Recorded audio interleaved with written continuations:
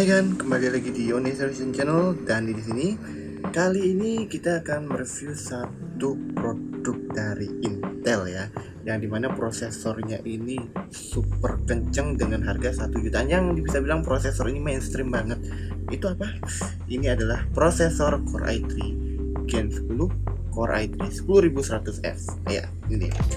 Jadi prosesor ini lumayan banyak cari orang ya sekarang ya, karena rumornya banyak yang bilang ini sudah mengalahkan Core i7 generasi 7. Iya, gak main, ini kedua Core i7 generasi 7 dengan harga 1 jutaan aja kamu sudah bisa mendapatkan prosesor ini. Dan gimana sih performanya ya? Ayo kita simak baik-baik ya. Mungkin kita mulai dari spek CPU Z nya aja gitu ya. Ini adalah Core i3 10100 yang dimana dia Gen 10 ini ada Comet Lake ya. Gen 10 ini generasi 10, rilisnya ini sekitaran di bulan Oktober 2020 ya. Jadi udah hampir umurnya ini hampir setengah tahun lebih. Dan dia memakai arsitektur 14 nanometer, dan tentunya yang ini yang gila nih. Untuk sebuah Core i3 4 core 8 thread. Iya, Core i3 yang pertama kali pakai 4 core 8 thread. Sebelumnya di Core i3 9100F masih 4 core 4 thread, dan sedangkan di generasi 10 ini sekarang sudah 4 core 8 thread. Gila ya. Jadi jangan bilang Core i3 itu wah itu Core i3 prosesor yang paling lemah. Jangan bilang seperti itu. Dan ini gilanya sih, jujur aja nih. Sampai Mimin, sampai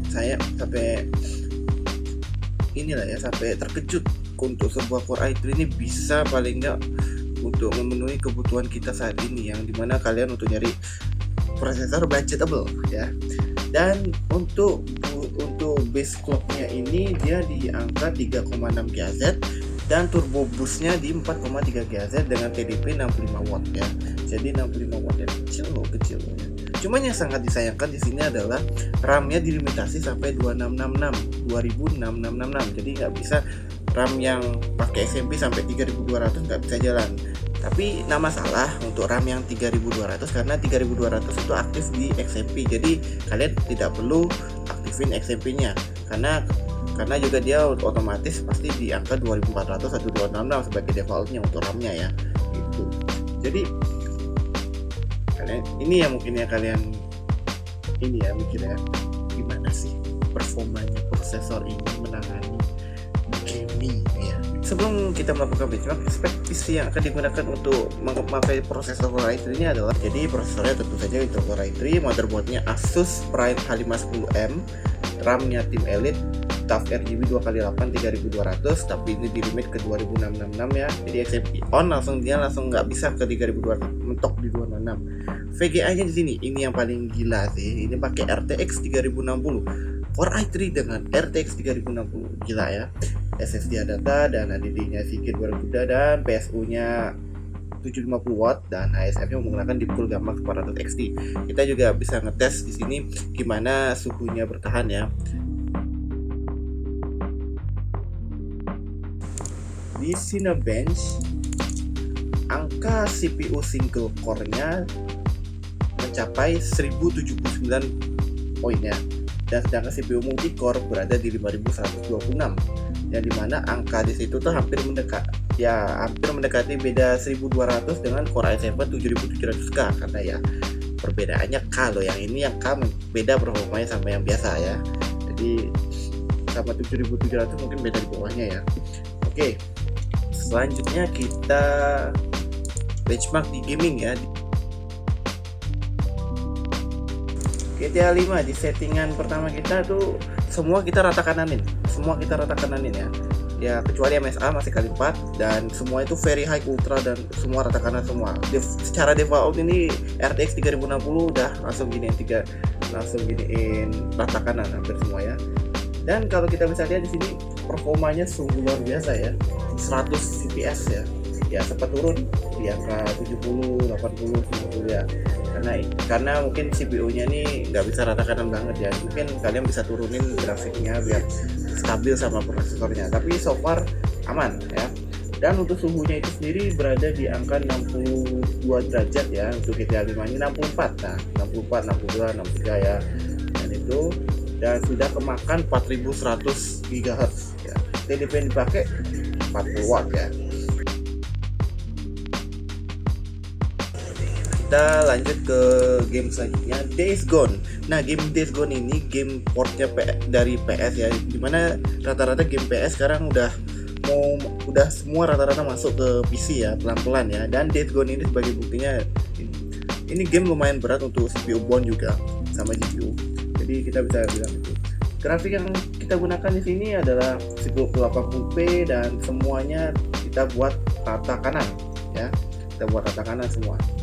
Nah, di sini sudah mulai gamenya ya. Jadi, mulai hampir suhunya sampai 70 derajat dan turun lagi ke 65, 68, 67, 69 dan ya setidaknya dia mentok di angka 70 dengan menggunakan HSFD full ya. Dan dilihat TDP-nya sama dan dapat FPS kita dengan RTX 3060 di 100 FPS. Gila ya. Jadi gila nih, untuk sebuah Core i3 bisa jalanin game AAA seperti ini di rata kanan ya. Gak usah khawatir untuk di prosesor ini. Gila ya, gila ya.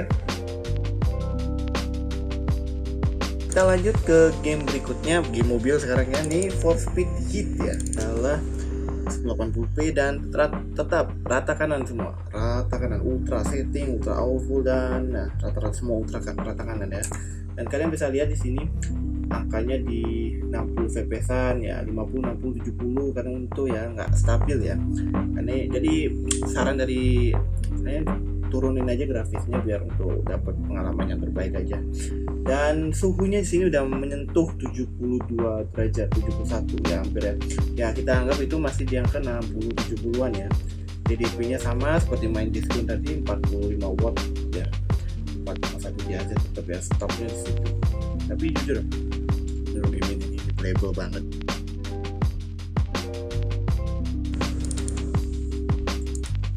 Oke, kita lanjut ke game survival horror yang sudah dibuat Capcom beberapa bulan lalu, yaitu Resident Evil Village ya. Resident Evil Village ini ada teknologi ray tracingnya, jadi kita hidupin ray tracingnya. Dengan gimana sih? Kalau misalkan kita hidupkan ray tracingnya itu dengan prosesor Core i3 ini, mampukah dia menahan untuk processingnya? Kita lihat semua ya. Dan sini nggak bisa aku rata kananin semua ya, tapi ada beberapa yang ya ada rata kanan semua, ada yang di tekstur quality tak buatin 4GB karena tekstur quality ada yang 8GB, jadi nggak mau bikin VRAM-nya banyak. Oke, kita lanjut pas playable kita melawan Mother Miranda ya. Jadi pas Mother Miranda kita lawan ini, kita dapat FPS 60 FPS ya, 60 FPS stabil 60 men, gila. Dan kita lihat di sini prosesornya nggak nanggung, prosesornya nggak terlalu nanggung untuk game ini ya, karena suhunya masih stabil di angka 57. Berarti ini game yang tidak CPU bound ya, yang dimana butuh kemampuan VGA nya. Tapi kita di sini bisa lihat jalan. Dan wattnya untuk game ini 22 watt aja CPU nya dipakai. CPU bound yang dipakai enggak semua. Dan game terakhir dari Ubisoft yaitu Ghost Recon Breakpoint. Dan Ghost Recon Breakpoint ini ada DX11 dan Vulkan. Kita gunakan Vulkannya ya. Jadi gimana? Vulkannya kita semua tetap rata kanannya semua ya, ultra dan lain-lain ya. Semua ultra dan fidelity FX kita juga hidupin ya, dan semua kita hidupin. Ternyata pas sudah di open world ini kita mendapatkan FPS di angka 70 FPS. Dengan suhu prosesornya itu sendiri 63 derajat ya, dan TDP-nya memakai di angka 38 watt, hampir 40 watt ya. Ini stabil kali loh, stabil banget. Setidaknya dropnya itu di area-area tertentu ya, di game tertentu namanya FPS stabil itu untuk low budget itu pasti ada ya. Jadi kesimpulannya untuk prosesor ini adalah prosesor ini sangat-sangat worth di harganya, benar. Price to performance-nya benar-benar luar biasa. Ya, jadi banyak juga orang-orang yang sekarang kan rakit PC lagi, part-part PC lagi naik semua, apalagi VGA ya. Dan prosesornya juga sempat naik di harga 2 juta, sekarang udah turun di bawah 2 juta. Jadi ayolah sebu aja kayak gitu ya. Lumayan. Ini prosesor yang benar-benar kalian bisa beli di harga 1 jutaan ya, dengan performa Core i7. Bayangin Core i7 ya, kita tinggal ubah aja i3 nya jadi i7 dah ya. Selain awardnya yang harganya dan performanya, mungkin kompatibilitasnya dengan VGA RTX ya. VGA RTX pun bisa dilibah. Mungkin RTX 3060 tadi yang kita benchmark sebelumnya, RTX 3060 mampu disandingi sama ini. Gila. Bahkan ada juga di suatu forum juga ada yang pakai ini pakai 3070, tapi mungkin yang nggak terlalu Mimi nggak terlalu saranin pakai 3070 di prosesor ini, paling nggak i5 lah ya. 3060 masih cocok, 2060 Super mungkin masih cocok ya. Jadi Oke, yang bagi kalian yang mau beli prosesor ini, kalian bisa kontak Onea Solution ya. Kalian bisa kontak kami untuk ketersediaan prosesor ini. Cepat atau lambat mungkin ini akan terbatas. Jadi kalau ada stoknya langsung beli aja. Lumayan untuk kalian rakit PC ya, prosesor ini. Oke, sekian untuk video kali ini. Semoga dengan video ini kalian bisa manfaat dan kalian bisa curious dengan prosesor Core i3 ini, dan masih banyak lagi sebenarnya produk-produk yang akan kami review, dan tinggal minta ini aja, tinggal dari waktu aja untuk buat videonya ya. Itu saja untuk video kali ini. Like, comment, dan subscribe. Salam Onea, goodbye.